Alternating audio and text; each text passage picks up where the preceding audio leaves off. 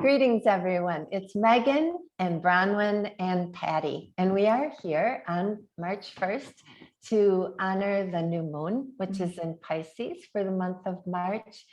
And we had our conversation prior to starting the recording and realized that it would be really irresponsible not to pause and give focus first to the tragedy and the unfolding that's happening in Ukraine and Russia. So that is where we are going to choose to start today. And I'm going to hand it over to Bronwyn to give her the opportunity to make the connections that she does for us in such a beautiful and heartfelt and sincere and wisdom-based way about how the planets and what is happening in a very tender place on our planet right now, Ukraine. Yeah. So thank you, Yeah, very Bronwyn. tender. Thanks, Megan. Sure. Yeah. So my approach to astrology is not that the planets are these outside causative forces that make things happen here on Earth, but rather that we are all moving with the same energies, and that we have, as astrologers, the opportunity to see our experiences here on Earth in the human realm, both inwardly and outwardly, reflected by the natural cycles of the planets. So I think when we're dealing with really huge and overwhelming global issues, which clearly none of us are experts on. I'm an expert on astrology. Megan is an expert in yoga and business. And Patty, I don't know you yet, but we can talk about your expertise. That it's important for us to stay in our lane, but also as healers, it's important for us to acknowledge that we are all as a human family either witnessing or experiencing this trauma. And wherever you are and however you're feeling about this is normal. It's a time to give ourselves lots of self-compassion. And we do see our own experiences here mirrored in the sky. So we do see the situation here on Earth mirrored by this mythic play that we see above us with the planets, the movement of the planets. So we're going to talk about, after Patty and I talk about how this new moon is landing in her chart, we're going to talk about the new moon more generally. But I just wanted to start by talking about the extraordinary tension that's in the sky this week. And again, if you follow a lot of astrology online, there is, when stuff like this happens, there is, as we see in any social media, a tendency to catastrophize. And I think it's really important to contextualize and remember that we're talking about cycles. We're talking about historical cycles and the way that those are mirrored in planetary cycles. So it's natural for us to be in a little bit of fear right now, but I certainly don't want to be adding to that noise. In fact, what I hope to offer is the comfort of knowing that we're part of this cyclical unfolding of the human story. And tragically, we know that the kind of thing that we're witnessing this week is cyclically part of our human story. Megan and I, before we got on, we were talking about the Bhagavad Gita and how that that's a great myth that is being mirrored in the world right now. And this is it. It's part of the big human story. So the way we're seeing that epic myth playing out in the sky is with this little stellium of planets. So a stellium is a grouping of planets that we have together in the sign of Capricorn. Now, we've been dealing a lot with Capricorn over the last 2 years. And if you've been listening to Megan and I, you may know that Capricorn is the sign of structure, ruled by Saturn. If you are a Capricorn, you know that you're ambitious and structured and probably really good at manifesting. This is what Capricorn does. On a larger scale, Capricorn when we're talking about an archetype for the whole human family, is about our traditions and our institutions and the value that we give to them. So we've been dealing with this a lot in the last 2 years as both Saturn and Jupiter moved through Capricorn. Pluto is in Capricorn. We've been thinking a lot about how we manage our structures, both personally and on a societal level. So what we're seeing right now is in some sense as a culmination of the last 2 years. And we're seeing a repetition of the conjunction between Mars and Pluto that this happens every 2 years. This isn't something new that only happens every 100 years or something. Every 2 years, Mars, the planet of war, but also our personal drive, meets up with Pluto, the planet of transformation, and the Lord of Death in the underworld. So this isn't a once in a lifetime transit. This is a once every 2 years transit.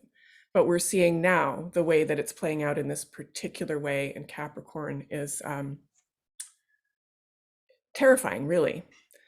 And the tension that we're feeling this week is as Mars is approaching his conversation with Pluto. By the time we get to the end of this week, I think we'll know more of what we're dealing with. So I think what I'm trying to say is it's high tension this week, and it won't be this level of high tension going on into the weeks to come. I'm not talking specifically, I'm, again, not an expert on the geopolitical situation, so I'm not speaking specifically to that. I'm thinking more of how you may be feeling this within yourself, and the state of high tension and even dread that we're feeling this week is reflected in that planetary situation where Mars is applying to. Think of the god of war running into the arms of the Lord of the underworld. We're seeing it. The thing with Mars is we feel it most strongly when he's applying, that is when he's about to make a conversation with another planet. And then we're basically just dealing with aftermath. So it's happening now. What's happening now is the thing that's happening. And whatever's happening in the world, you're also feeling that inside yourself somewhere, and may even be seeing it reflected in your personal life in ways completely unrelated to the geopolitical situation. You're feeling that tension. You're feeling your drive is somehow aligning with your need for transformation. There's so many different ways to parse these transits, right? We see it in the world, but there are no good or bad transits. So we can see it what we would just describe as negative and very positive ways. Exactly. That drive is also propelling people forward to get on with the business of, as COVID diminishes and we can start to, do life again. Yeah. That drive is being put into very positive, forward moving things as well. Yeah. And this is the beauty of astrology, is we can see all sides of a particular energy. So Mars, Pluto, yes, it can be horrific, and we are seeing the horrific aspects of it.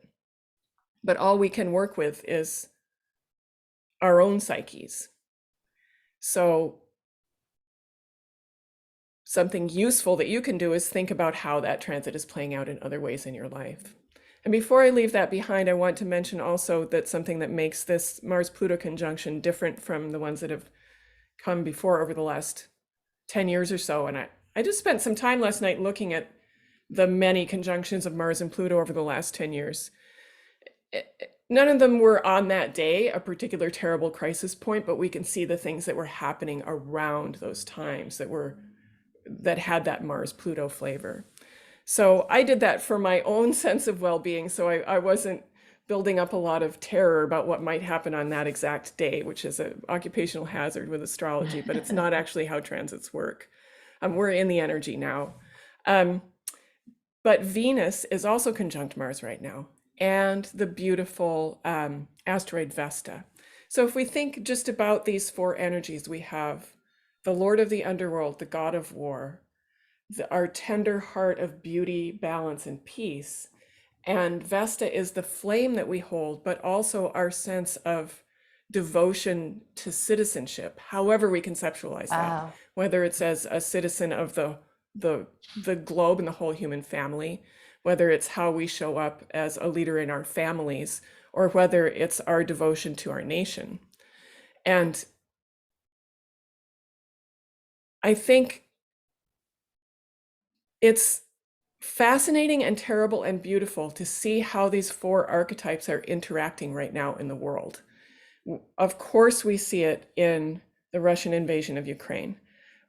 We're also seeing it in other unrelated ways in the news and in the world around us. And we're seeing it in our own lives.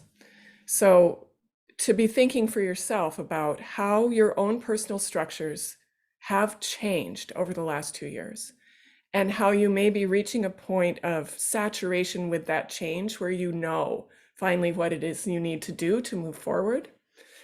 And thinking about how these four aspects of yourself, your capacity for transformation and grief, your capacity to drive yourself forward and feel the life force moving through you, your capacity to create beauty and find balance, and your capacity for devotion are all interacting.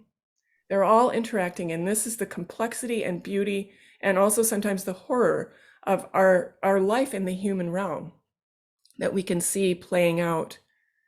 And we can see how a little bit of a shift in the balance of the way each of those energies plays out makes a really big difference. And this is something about Pluto energy, where something very little can become very big, or something very big can become very small. It's this weird effect of the Pluto energy. Okay. So that's a lot. I probably said more about that than I intended to say, but what I'm hoping the takeaway is not to be frightened of particular transits, because there's a day that they happen, but it's not like that. It's a big energy that we're all aware of what's happening anyway. It's not like there's going to be something that we're not already aware of. The sky reflects that. And I think for me, the way astrology can be the most useful right now, it's like, again, what we were talking about at the beginning before we recorded about the myths and sacred texts and how they reflect our experience. Astrology can do the same thing in the way that it gives us some distance on these great human stories and allows us to see the story that we're in right now with a deeper and more compassionate and more wise perspective, even just for ourselves. Yeah. You're right, that is a lot, but that's how the time feels right now, is like Yeah. a lot. Like there's moments where I feel just distraught, overwhelmed with grief or Yeah. outrage, and other moments where I feel like this feels like a tipping point. And that's just all energy inside of me. That's just my Yeah. personal experience of it. But that makes it valid. But I think what Yeah. is the most what feels like a culmination of the past 2 years is I've spent time personally dwelling in self-pity, and time dwelling in outrage. How Yeah. dare this happen, to me and to others, Yeah. and another third of the time spent in fear, and just kind of hopscotching between those three: pity, fear, outrage, pity, fear, outrage. Yeah. Really And natural responses to what's happening in the world. yeah. Yeah. And here now, I think the whole world is feeling those three emotions towards, the situation in Russia and Ukraine. And I think it's what we're supposed to be doing, quote unquote, supposed to be doing, in that this is, if there is a bright side to the last 2 years, which there are, it's that it's woken us up to feel, to these emotions, to these realities, that there is a lot in the world to be outraged about. There's a lot in the world to feel like that, the way that group or this person or this country is being victimized is wrong. Yeah. And there is a lot to be fearful of, But if we shift all of that towards creating, as you said, compassion for ourselves and for all of us that are collectively going through this together, That's where I get hopeful about this situation. The fact that all of us are feeling this intensity at the same time, I think, who am I to know, but this is how it feels, could catapult us towards a tipping point, you know, where we're not able to just segment off, oh, that's happening over there. It's not happening here, you know. I can't feel that right now about what's happening in Ukraine and to the people who live in Russia, who I think are equally under they're being equally victimized or suppressed and all of those things by Putin. So all of that to say that, you know, and that's what the picture behind me of the Gita is Krishna talking to Arjuna, saying, listen, you can't see the whole picture right now. You're going to go into this battle, and you, Arjuna, stand on the side of justice, and your intentions are pure, and there's going to be devastation. There's no getting around that. That's already, you know, happening. But do your dharma, which is to go into this like a warrior with your eyes open, realizing that, you know, you can't get too attached to the outcomes of this immediate battle, but see that you are doing it for the right reasons, with the right aim in mind. And this is what I'm seeing in the sky with that amazing juxtaposition of Mars Pluto and then Venus Vesta is an opportunity to really question our how we place that flame of devotion and what it means to be a citizen and what devotion to nation means. And it's an important and interesting contemplation right now. And it's one that many people are having in many different ways. But also that like personal... the definition of nation is becoming world nation. It's humanity. You know, it isn't, it's Europeans and people live in the West. It's not, you know, the invaders and the being invaded, you know. And that is, you know, when you think about this spiral pathway that we climb, we move through these dark points. We move through these moments of devastation where it seems like, wow, are we circling backwards? And to some extent, in the moment we are. But it is always in service to the higher, raising of higher consciousness. It's just hard to feel some days. Hard to remember some days.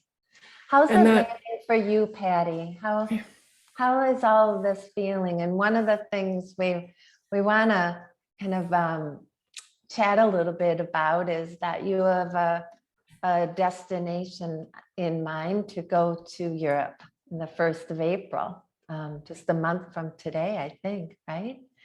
But how is all what's happening in the world landing in the heart of Patty right now? Well, I have found it difficult, and I had the TV on the night that the news came on, you know, that the invasion had started, and it is very anxiety provoking, you know, on a personal level, even, you know, relating to things in my own life, as well as, oh my goodness, what's happening in the world. So, So if we were going to take a step away for a moment and just think about our own lives in the world and what's up for us in this coming lunar month, do you think this would be a good time to dive into Patty's chart and the new moon? Yeah, absolutely. So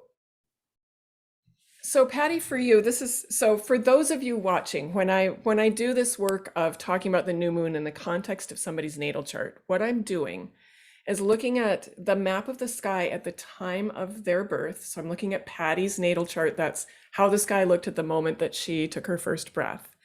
And on top of that, I am imposing the chart of the new moon. That is where the planets are sitting in the sky tomorrow, March 2nd, 2022. And there are conversations happening between the planets in the living sky and that unchanging mandala of Patty's life that is her natal chart. That's how I do any of the predictive and forecasting work that I do with you in the consultation space, as we look not only at your natal chart, but how the sky is talking to you right now. Because the natal chart is full of potential. We cannot possibly live all of the potential of our natal chart even in our lifetime. So we look at the transits to know what's waking up in our natal potential in this moment. And we look at cycles that are small, 1 month, 1 year, a couple of years for our personal planets. And we look at cycles that are big from 12 to 84 years when we're looking at the outer planets. So when I do a little new moon reading like this, what I'm looking at is that 29-day cycle. It's also a 2.5-year cycle of the moon through your chart. So the sun and the moon come together and they talk to planets in your natal chart. And by looking at the planets that they're talking to in your natal chart, I can know something about the story that's up for you right now in your life. So sun and moon coming together at 12 degrees of Pisces. So that is in the 8th house of your chart, and you have your Jupiter there. Your Jupiter is in Pisces. So you've just gone through what we call a Jupiter return. It's a reset of that 12-year cycle of Jupiter. So you're embarking on a new cycle of expansion in your life in general. That is a 12-year cycle. And for you, that cycle of expansion starts in a more inward turning, personal, psychological, and spiritual place, because it is in Pisces and it is in the 8th house. So over the last 6 to 8 months, you've been feeling that stirring on a deep level, a need to explore and expand into life in a new way, a feeling that the last cycle, and you can do this as some of your homework, Patty, is look back 12 years ago. What was the tipping point that you were at in your life where an old cycle was ending and you were embarking on something new? And again, the way that it shows up for you is it forms as a sort of inward, almost intuitive feeling without words first. And then it starts to flow out into the world, almost as kind of an itch for an expansion, an itch to learn more, or to begin to create more. And it takes a while for you to be able to put words to it. So it's an important new moon for you because it is tied in to that Jupiter return, and it is in that house of your Jupiter. It's 8th house, so we know that you might be thinking about the resources that you share with others. The 8th house is one of the quote unquote dark houses of the chart, and that's not a negative thing at all. It means this is where it's one of the more private places in the chart where we deal with those really juicy and important aspects of life that have to do with how we share energy, money, and resources with others. So it might be a time when you're rethinking your investments, and that can apply to everything from your financial life to your emotional life to your relational and family life. And I imagine it's probably a combination of all of that, because the 8th house is our deep family connections and the things that we learn from our family of origin. It's also on a simple and outward level how we invest our money and our time, and where we share those investments with others. So something for you to be thinking about on this new moon is the places where you may feel that you've given yourself away in investing so much in the energy of others, and how now you get to embark on this new cycle where you give more attention to yourself and your own spiritual development, your own emotional and psychological development, because you're not pouring that investment into others. How does that resonate for you so far, Patty? Well, that's resonating extremely much for me. I mean, I can hardly believe it. Because 12 years ago, I had a huge shift in my life. And during this month, Mm-hmm. of March. So, I'm That's really, crazy. yeah, I'm Yeah. just like sitting here holding my breath thinking, oh my goodness, how does she know that? Um, so, so yes, and there are shifts coming up in my life too, that fit with what you're saying. Yeah. Yeah, and So, no need to share anything personal. It's, right. it's enough for me to hear that, yes, that resonates. Your story is your own. And I know eighth house stuff is private.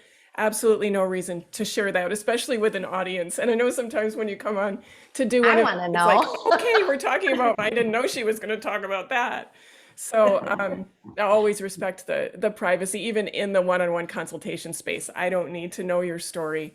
And just because I can know your story doesn't mean I know the details of your story. Well, exactly. So I think I'm glad that's landing for you in a way that resonates. And my hope and my suggestion for you as you enter into this next 12 years is that you think about the ways that you can pour that investment into yourself. And if there's still some healing that needs to be done for parts of yourself that you felt like you gave away, or ways that you could have expanded but didn't on a more personal level, just know that this is a chance to really, it's Jupiter cycles are so beautiful because no matter what stage of life we are at, it really is a clean slate. And we get to start over and expand. And the more consciously we can live into that Jupiter cycle year by year, the more open we are to expansion. And that Jupiter in Pisces in your natal chart is lovely. Like there's so much capacity for tenderness, compassion, that kind of compassion we were talking about earlier in the call, where you really do feel the weight of the world for others and have an open heart for the suffering of humanity. And indeed, it's that spiritual generosity that may sometimes lead you into overgiving. But my hope for this coming cycle is that awakened compassion is something that you can turn back on yourself and begin to live even more fully into your creative and spiritual dreams. And we talked a little bit about your travel dreams. And I was saying, once all of these planets that are in your eighth house now saying, let's look at the past and let's pull apart some of our relationship stuff and let's look at our money situation. All that stuff is going to move into your ninth house starting at the end of this month. I can't believe it. It's only a month till April now. But whether or not you do choose to go to Europe in April, who knows what the world will be doing. But as I was saying earlier, it is going to be a time of spiritual and emotional and creative expansion when you'll be feeling kind of out from under the more difficult, painful pieces of that repetition and more into beginning to see, oh, this is what the next 12 years are going to look like. I get to do this. There's this new inspiration coming into my life. So you can track over the next month for sure until the next new moon, which is going to be happening beginning of April. But also because this is such an important lunation for you, you can think about the next 2.5 years and how the awareness that you're having now and the shift and the expansion and newness that you're feeling now will follow you over the next 2.5 years as you expand creatively and make some important choices about your resources.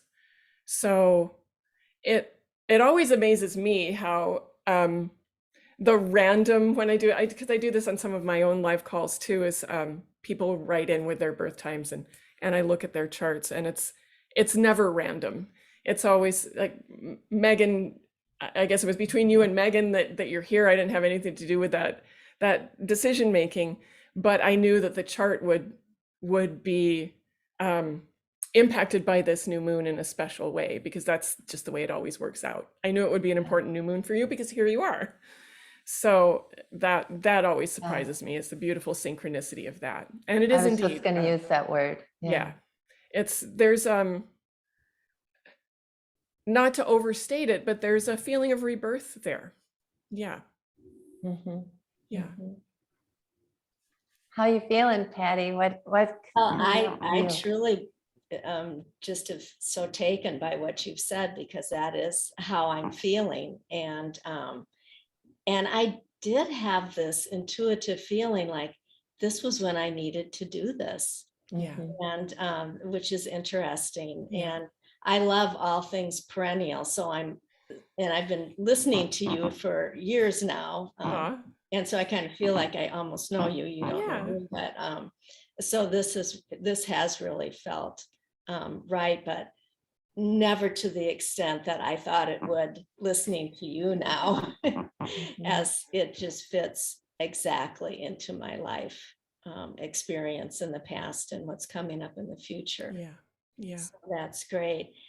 A general question that I've Mhm. always wondered is that when a person does a complete Mhm. chart with you, where does it go from there? Because I'm at home anyways, a complete novice. And Yeah. how do I know what's happening each month? I can't call you up every month. Sure you can, and lots of my clients do. I do. Yeah. I mean, it's a good question, and there's lots of different ways to work with me. So for people that come to me just maybe once in their lifetime, I always try to give some homework, some ways that everyone can follow the moon. And there are ways that even as a novice with astrology, you can tune into the moon and check in with the new moon every month and use that as a guide to your just as a guide to your developmental, your inner growth, I guess is how I want to say that. Some people come to me quarterly and have that check-in. It's a good question because I really believe that you should treat your astrologer the way you treat your yoga teacher or your massage therapist or your lawyer. Somebody that you don't just see once in your life, but you come to when you're at a turning point or when you need, because we can learn a little bit of astrology, but it really takes a lifetime to, I mean, not to toot my own horn, but it takes a lifetime to get really good at it.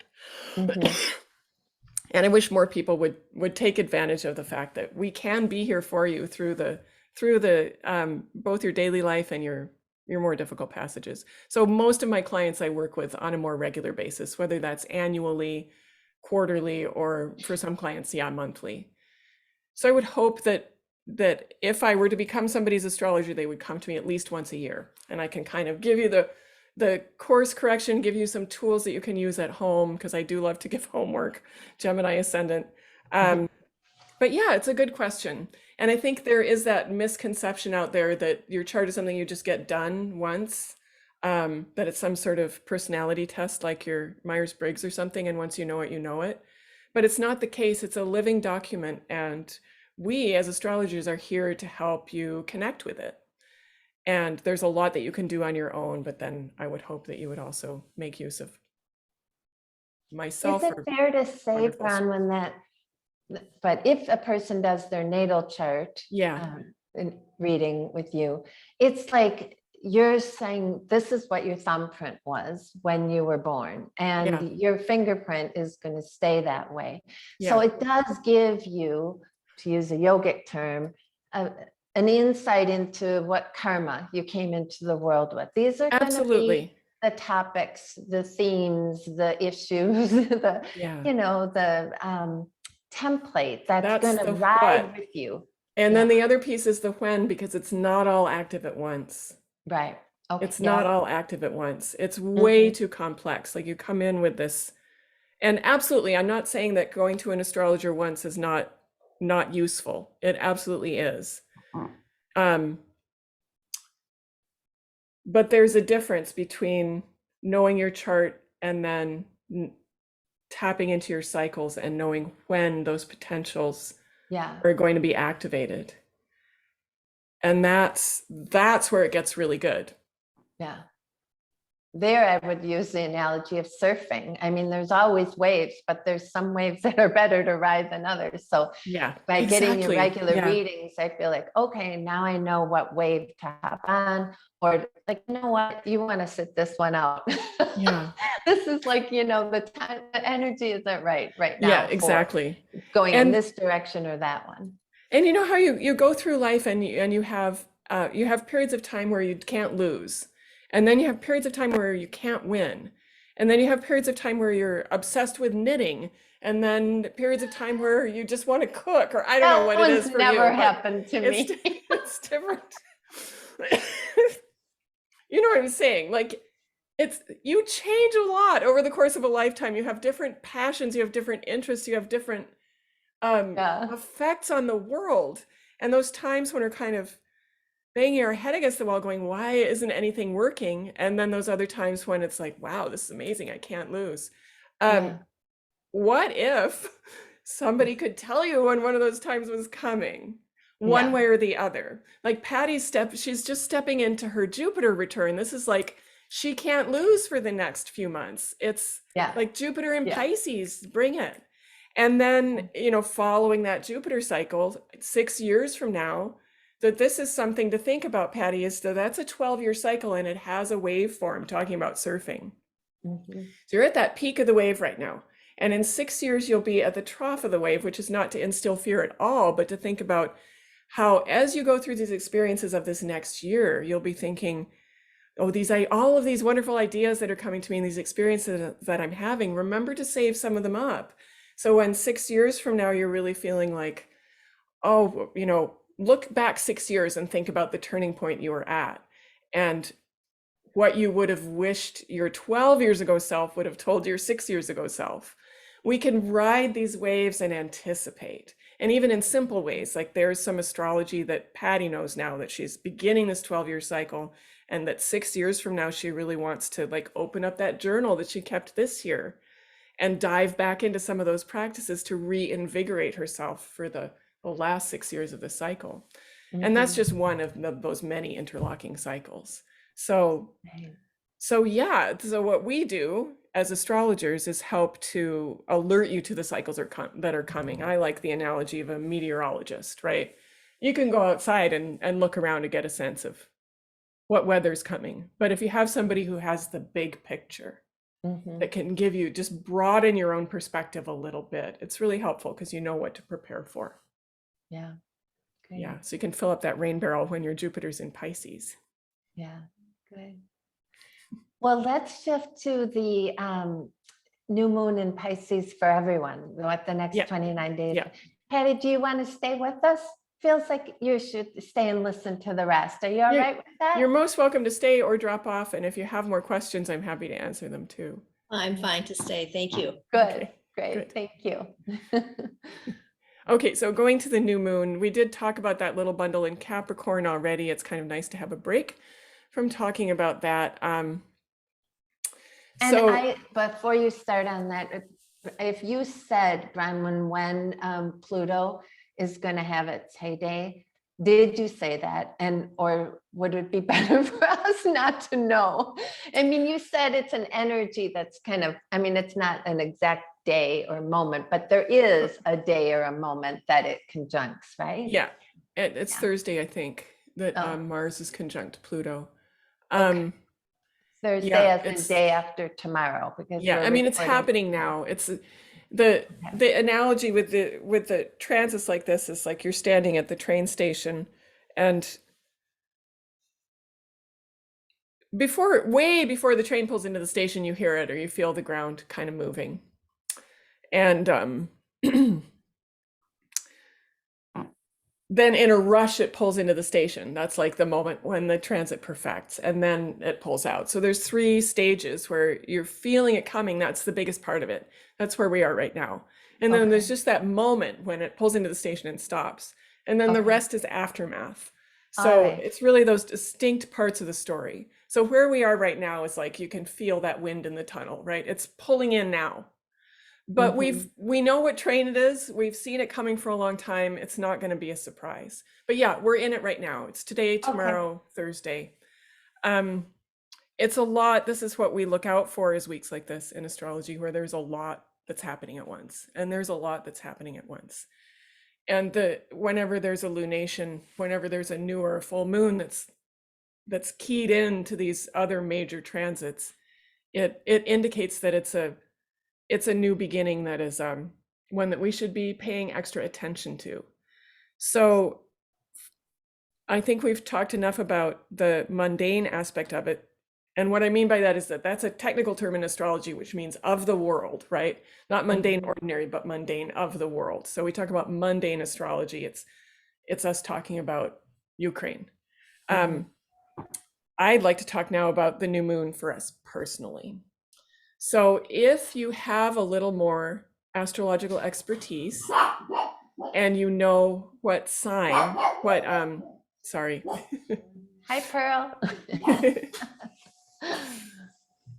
You know where Pisces is in your chart and you know what house that is, then you'll know what house this new moon is taking place in.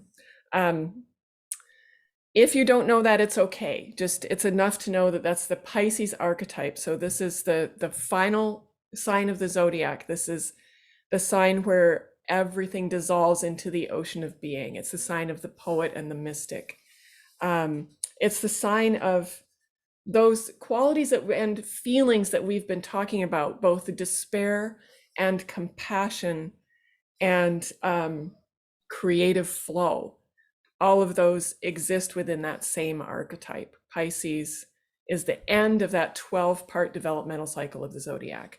What's next is Aries. So this is the end, and then we get the new beginning in April. This is the same every year, right? It's just that movement of the sun through the signs. So new moon in Pisces is an opportunity for us to kind of wrap up our experiences of the whole last year, and for us to think about and set intentions around those things that I've just named: our deep creativity, our spirituality, our mysticism, and also the places that we want to release wounds from the past, anything that we would like to offer out and dissolve into the ocean of being. This is a beautiful time to do that. This once a year, beautiful, mystical new moon in Pisces. It's the time for that. Whatever you don't want to bring into the spring with you when we get our next new moon in Aries, which is go, go, go. This is the time to release it and let it go. If you can do a ritual where you're literally taking some stones to the water and just releasing them, it's just a lovely time to do that. 12 degrees Pisces, that's where to look for in your chart. The new moon is cohabitating with Jupiter in his rulership in Pisces, and with Neptune, who's of course been in Pisces for years now. But those four archetypes together, sun and moon, our lights, our feeling heart, and our shining self, sun and moon. Jupiter, where we expand, and the expansive energy of life, the wise and benevolent guru within us.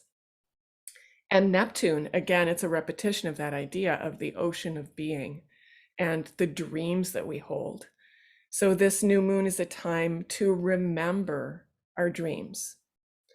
And it's a really poignant atmosphere in which to be doing that with this thing that's happening just adjacent in the sky to this beautiful little gathering in Pisces of Neptune, Jupiter, Sun, Moon.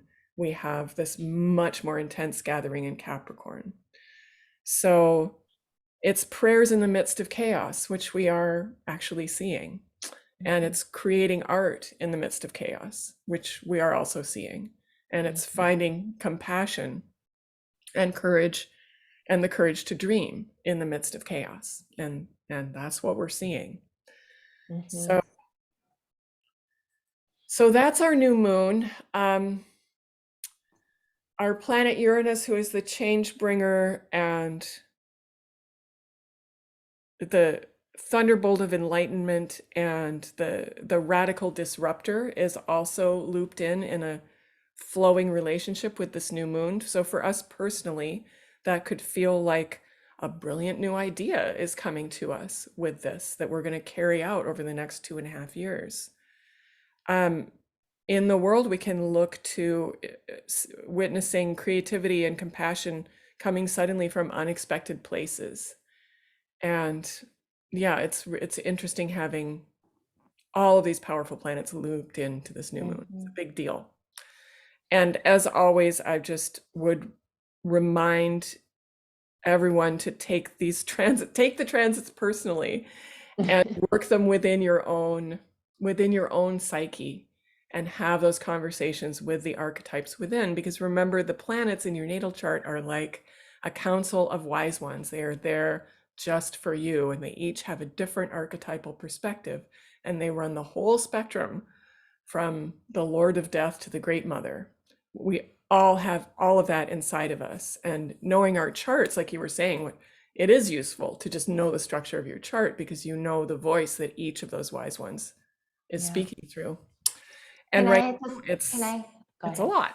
Yeah.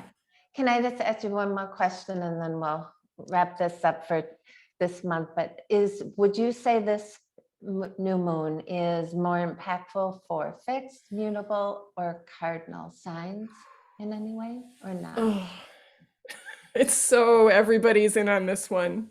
Truly, Okay. everyone is in on this one because for the cardinal signs, you're feeling the intensity of that Venus, Mars, Pluto, Vesta. Okay. For the mutable signs, this is your moon. This is squaring something important in your chart, so it's dynamic for you. And for the fixed signs, we're dealing with the activation of Uranus. So it's everybody. Okay. And Patty is what? Fixed, mutable, or? Patty's, let me pull up her chart again. As we talked about earlier. Do you I know know, if you're fixed, don't mind, mutable, or we're talking cardinal? about you in the third person here. Yeah. Lots of fixed placements for Patty. Fixed and mutable, she has a 25-degree Gemini moon in the 11th and Leo, double Leo sun and ascendant. So that Leo sun is going to be feeling the square from Uranus. Actually has been feeling it for a while. Yeah, you'll continue to feel that energy of dynamic creative awakening that's sometimes uncomfortable and sometimes really exciting. And then the moon in Gemini is getting the benefit, let's say the benefit of this new moon. So yeah, Okay. yeah, fixed and mutable. Great. Good. Yeah. Patty, thanks so much. Yeah, I thank can't you wait. so much. Yeah. For Thank showing you. up so It's been authentically. wonderful. Yeah. Very enlightening. Thank you. Great.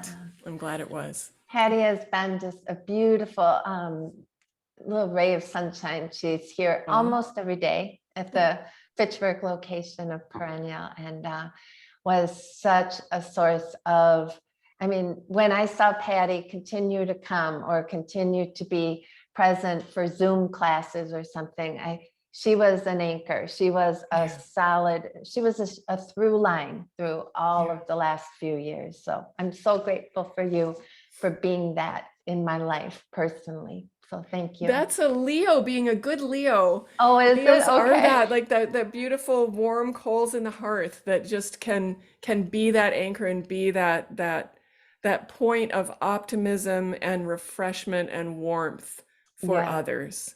Yeah. So she's really showing up as that with that beautiful Leo moon, Leo sun in the first house. Good. It's lovely to She hear sure that. showed up for me. So thank Yeah. you. Yeah. Thanks everyone for listening. Thank and you, we'll see wise you. women. And the next month that's Yeah. the beginning of the zodiac calendar, right? Yes, new That's moon why in you describe Aries. it as It's a rebirth. whole new world, rebirth. Yeah. We can do this. We can make can. it through these hard transits, and just however you're feeling is how you're feeling, and it's okay. Yeah. All right. Much love to everyone. Yeah. Bye-bye. Lots of Bye. love. Bye.